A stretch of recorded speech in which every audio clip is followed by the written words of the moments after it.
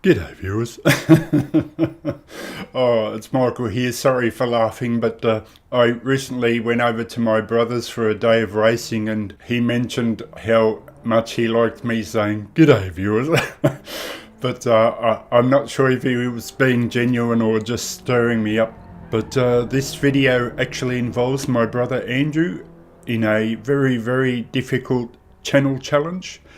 And I just recommend that if you're like one of my other brothers who, let's say, has smashed a few console controllers in his time being mad at the screen, I wouldn't do this challenge. If you've hit your keyboard in frustration or banged your wheel or done anything like that, I'm not sure this challenge is for you, because I'm being genuine when I say this is a very difficult challenge.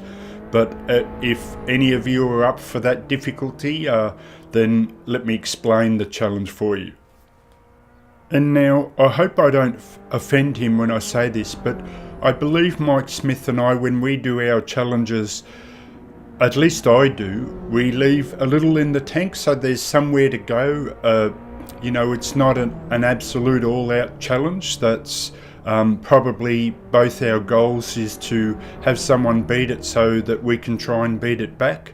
But this one's an absolute beauty, and if you genuinely beat this time by either of us, I can definitely say that you are one hell of a sim racer. And so let me show you the challenge here. So this is my brother Andrew on top, and the story goes that we both love driving some of these really slow cars. I've mentioned in a previous video that the amount of fun you can have driving a very slow car in Assetto Corsa is because when you put the ghost car on, there's no real advantage in the sense that when you drive a very fast car, you can just get one corner right and suddenly you're way ahead of it. But when you drive a slow car, you have to drive it so exactly right that there's no margin for error, because you just can't catch the ghost car, and that's the exciting bit about it, and that's why we like it so much. But when I started, if you check the times here, I think I did around maybe a 3:02 or maybe even as low as a 3:03. I was definitely in third place. But I noticed this driver, EfFos28, he must really love the Abarth 500, because he has records all over the place. I think he has records on almost every track using RSR, and that was our initial goal. When I started, I didn't think I could knock the 5 or 6 seconds off to ever catch him, but my brother was more confident. And so we were just trying to haul him in as well as race each other. And now, please bear with me while I tell you the story about my brother, who works for a large firm here in Australia, which I won't name, but it's a very well-known IT firm. But that means, of course, that he's extremely busy and only gets to race like most people on the weekend, if that. Whereas I work from home, so I can make my own hours and virtually race whenever I want to. But he has a complete opposite driving style to myself, and his style is more like if you imagine any corner that's approaching and you drew a line across the road and said this is the last point that you're supposed to brake, he would brake after that and then just hope like crazy to stop the car. But he, all joking aside, he would crash the first 10 times, but he slowly works it back and then just pulls out these amazing times. And whereas as you know, with my approach, it's sort of the slow in, the fast out, so I'm coming from the opposite end. But what happens is when we get together once a month, where he comes to my place and I go to his the next month.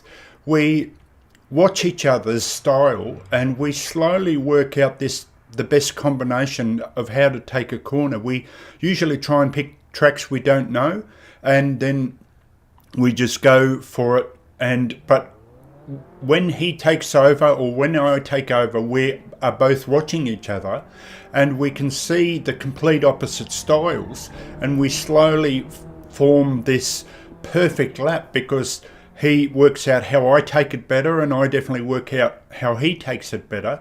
But that has caused me with this challenge to have another one of those epiphany moments, because what's happened now is he's discovered the app RSR and he absolutely loves it, but he's doing laps at his place by himself.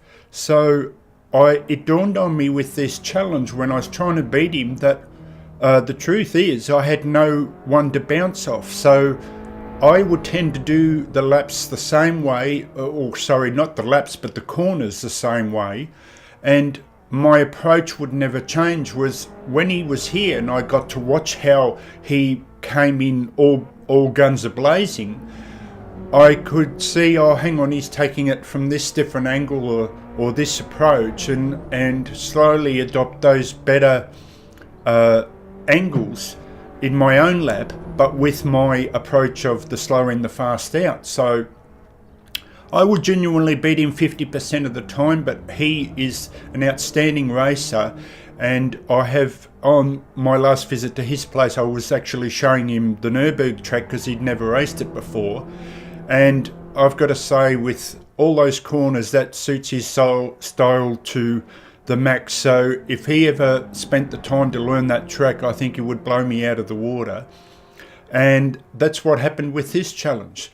So I tried my hardest to beat him. I gave it absolutely everything, and I took over ESseEsse, which I was wrapped in. That was the first goal, but then I only kept, because it's such a slow car, I only kept knocking like 0.2 of a second or 0.05 or something frustrating like that.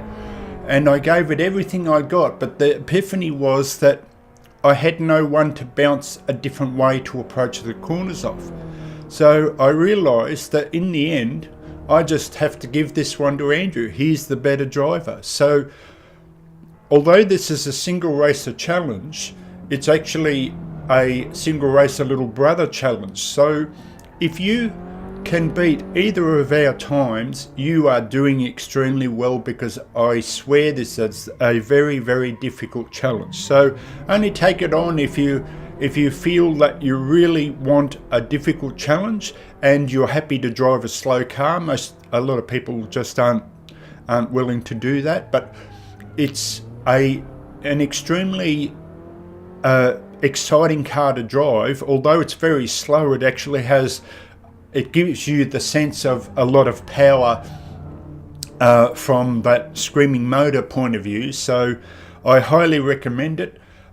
Give it a go if you want. And now that I've had the outside external camera view replay going over the top of this commentary, I'll shut up now and I'll show you the inside cockpit view on how I approach this hot lap. So if you take on the challenge, good luck, and I'll catch you next time.